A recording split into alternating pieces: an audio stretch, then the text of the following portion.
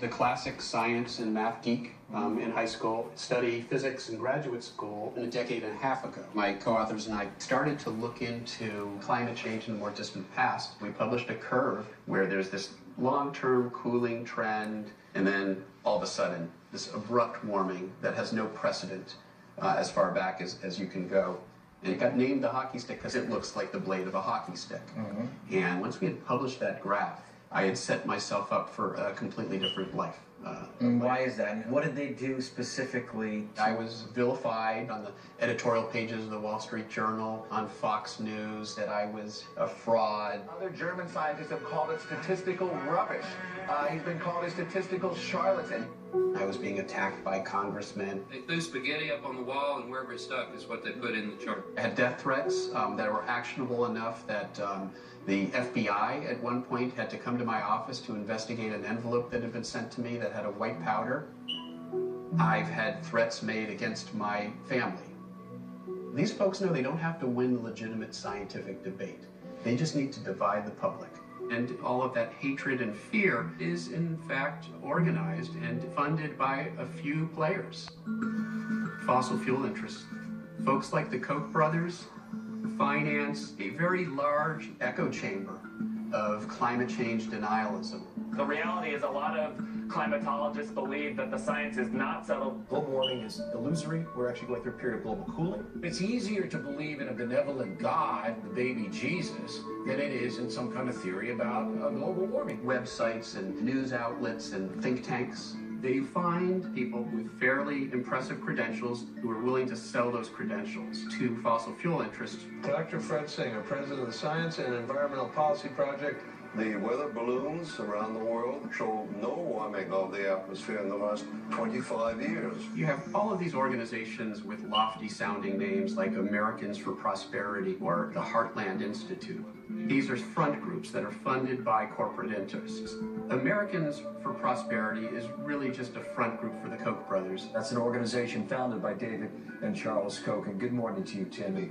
Welcome here. What are you going to get for your money? We hope to see policies change. Koch Industries is one of the largest privately held fossil fuel interests in the world. And they're doing everything they can to protect that wealth. Would you give up all that industrialization? Would you give up all the productivity that has brought us, all the lives it has saved over the last 100 years so that the temperature would rise a 0.5% or 1%? And they've lobbied Congress. We keep hearing 2014 has been the warmest year on record. So, Mr. President, catch this.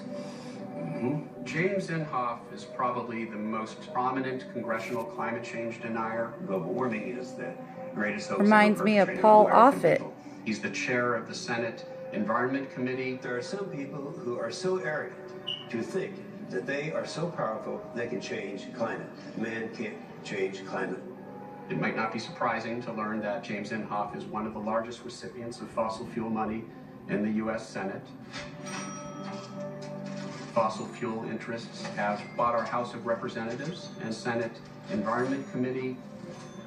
We can't get a climate bill passed through our Congress because it's controlled by fossil fuel funded climate change deniers who are blocking any bills that would attempt to deal with this problem.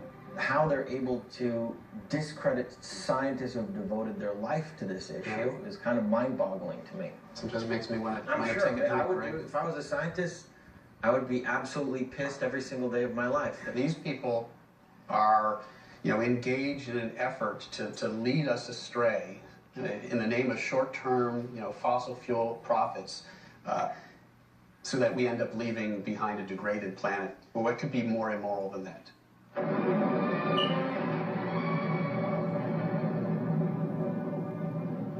Even now, man may be unwittingly changing the world's climate through the waste products of his civilization. Due to our release through factories and automobiles every year of more than 6 billion tons of carbon dioxide, our atmosphere seems to be getting warmer. This is bad. Well, it's been calculated a few degrees rise in the Earth's temperature would melt the polar ice caps. Fact is, we've known about this problem for decades and decades, for over half a century. Every day I send you 1,000 times more power than you use in a year. Anybody working on getting power direct from old blowhard here? Oh yes, but not nearly enough. Roll 6B. Imagine the world right now if we had taken the science of climate change seriously back then. Electric current out of the sunlight that falls on. But our engineers, they'll have to build efficient generators that spread out over acres, even square miles, to compete with the cheap coal and oil still available to us. Since then, our population has increased by almost 5 billion people and counting.